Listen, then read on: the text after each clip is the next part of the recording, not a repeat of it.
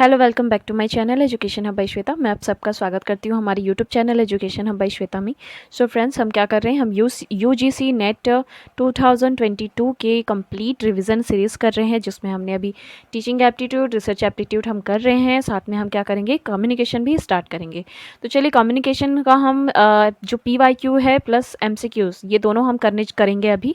ठीक है, most time भी इसमें जो MCQs है वही करा रही हूँ मैं, कोई एक्स्ट्रा MCQs नहीं है जो आप लोगों को जिसका बेनिफिट ना मिले। तो बिल्कुल ये सारे क्वेश्चन कभी ना कभी एग्ज़ाम में आ चुके हैं।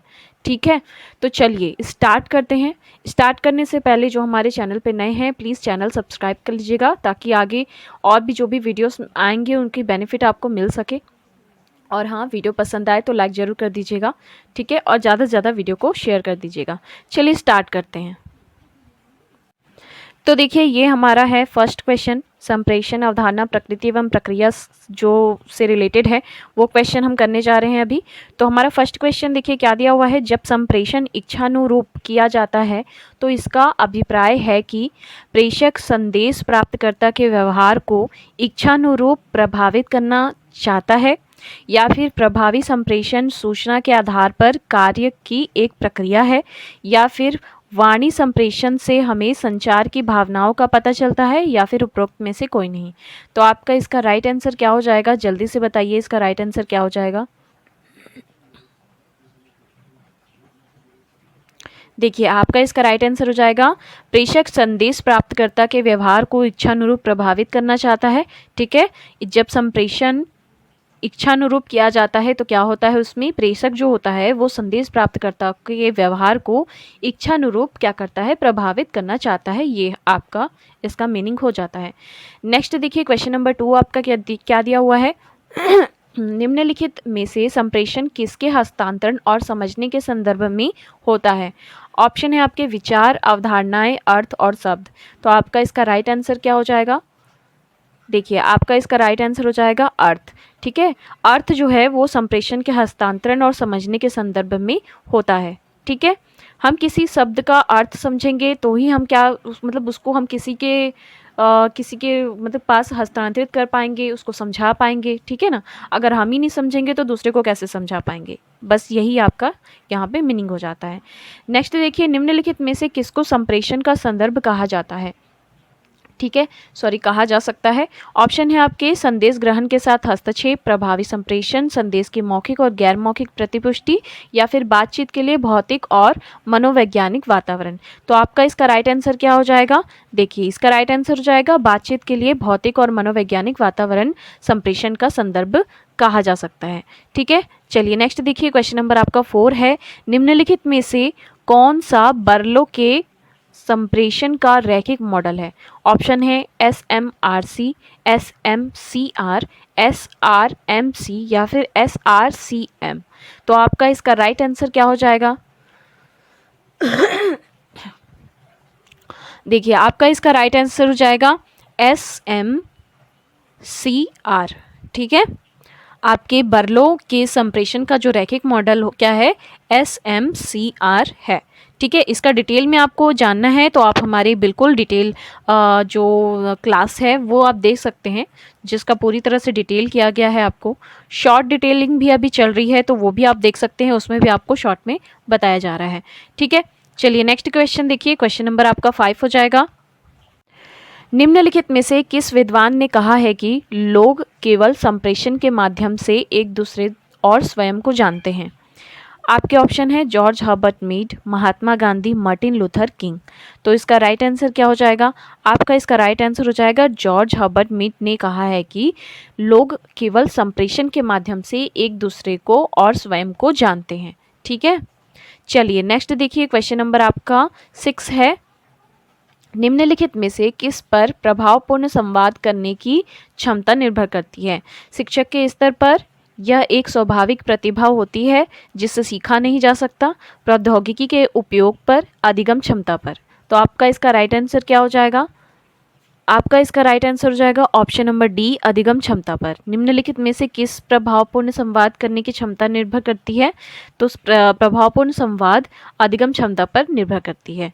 ठीक है, चलिए नेक्स्ट क्वेश्चन देखिए। क्वेश्चन नंबर 7 है आपका, यदि यह मान लिया जाए कि संप्रेषण का कोई आरंभ या अंत नहीं है तो इसे क्या कहा जाएगा? ऑप्शन है आपके मध्यस्थता, प्रक्रिया, बातचीत या लेन देन समव्यवहार विधि। तो आपका इसका राइट आंसर क्या हो जाएगा? ऑप्शन नंबर बी आपका राइट आंसर हो जाएगा, प्रक्रिया। संप्रेषण का कोई आरंभ या अंत नहीं है, इसे प्रक्रिया कहा जाता है। ठीक है, सॉरी, एक्चुअली मेरे गले में थोड़ा सा खराश है। निम्नलिखित में से संप्रेषण के आवश्यक घटक कौन से हैं? ऑप्शन आपके दिए हुए हैं, देखिए, स्रोत संदेश, हस्तक्षेप, चैनल, प्राप्तकर्ता, प्रक्रिया और संदर्भ। नेक्स्ट है संकेत, स्रोत, गंतव्य, बातचीत और सहसंबंध।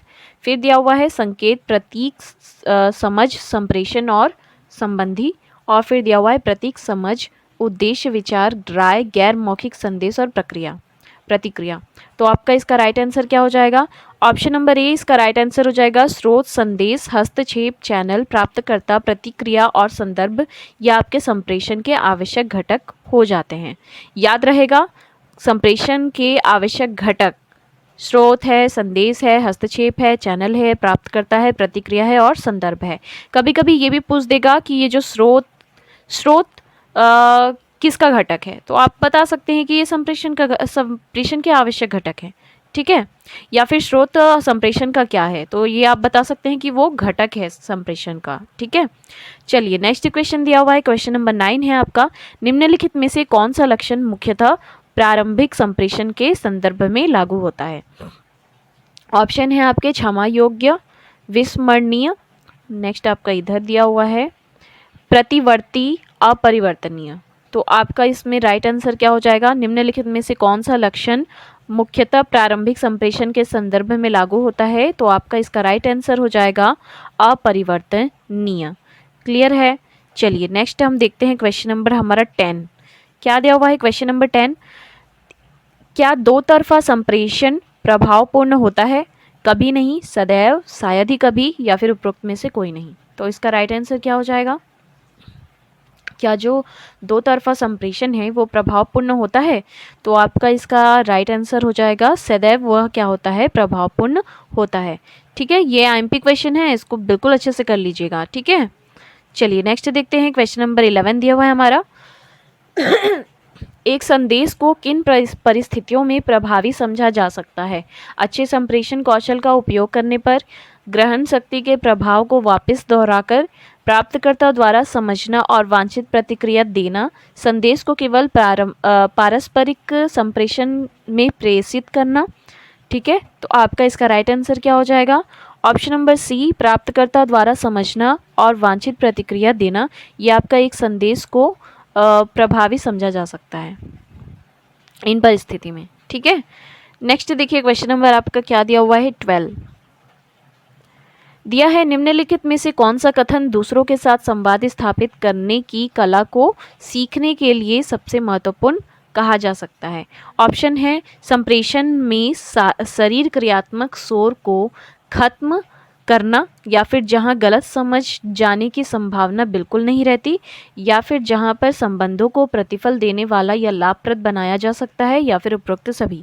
तो आपका इसका राइट आंसर क्या हो जाएगा? देखिए क्या बोल रहा है कि दूसरों के साथ संवाद स्थापित करने की जो कला को सीखने के लिए महत्वपूर्ण कहा जाता है। किस परिस्थिति में कहा जाता है? जहां पर संबंधों को प्रतिफल देने वाला या लाभप्रद बनाया जा सके, वहां पे। ठीक है, नेक्स्ट क्वेश्चन देखिए, क्वेश्चन नंबर आपका 13 है, निम्नलिखित में से किस शब्द का प्रयोग संप्रेषण प्रक्रिया के दौरान संदेश को प्रतीकात्मक रूप से परिवर्तित किए जाने के लिए किया जाना चाहिए? ऑप्शन है व्याख्या करना, कूट लेखन, गुण लिपि, पठन या फिर विस्तार करना। तो आपका इसका राइट आंसर क्या हो जाएगा? ऑप्शन नंबर बी आपका इसका राइट आंसर हो जाएगा कूट लेखन। ठीक है, चलिए नेक्स्ट क्वेश्चन देखेंगे, क्वेश्चन नंबर 14 है आपका, एक व्यक्ति जब स्वयं को वर्णित करता है तो उसे कहा जाता है, क्या कहा जाता है जब स्वयं को वर्णित करता है? तो स्व अवधारणा कहा जाता है। क्लियर है। क्वेश्चन नंबर 15 आपका क्या दिया हुआ है, देखिए, निम्नलिखित में से कौन सा शब्द दो लोगों के बीच संदेश भेजने और प्राप्त करने के लिए प्रयुक्त होता है। कौन सा शब्द दो लोगों के बीच संदेश भेजने और प्राप्त करने के लिए प्रयुक्त होता है। आपके ऑप्शन है संकेत वाचन, कूट लेखन, लेन देन व्यवहार या फिर द्विव्यक्ति संवाद। तो आपका इसका राइट आंसर क्या हो जाएगा, ऑप्शन नंबर डी, द्विव्यक्ति संवाद आपका दो लोगों के बीच संदेश भेजने और प्राप्त करने के लिए प्रयुक्त होता है। तो ये हमने पूरे कितने क्वेश्चन किए, हमने 15 क्वेश्चन किए। आप ज़रूर बताइएगा मुझे कमेंट सेक्शन में कि आपके 15 में से कितने क्वेश्चन राइट हुए हैं और कितने रॉन्ग हुए हैं, ठीक है। और सेशन पसंद आया होगा तो प्लीज़ लाइक और शेयर कर दीजिएगा, सब्सक्राइब कर लीजिएगा। आगे और भी आपको ऐसी वीडियो मिलने वाली है, और डिटेलिंग के लिए जो हर एक टॉपिक्स की डिटेल से जो वो व्याख्या की गई है उसकी भी वीडियो आपको बिल्कुल मिल जाएगी तो हमारे चैनल पे, तो आप प्लीज़ प्लेलिस्ट में जाके उसे चेक कर सकते हैं। तो आज के लिए इतना ही, नेक्स्ट वीडियो में फिर मिलेंगे, तब तक के लिए धन्यवाद, थैंक यू।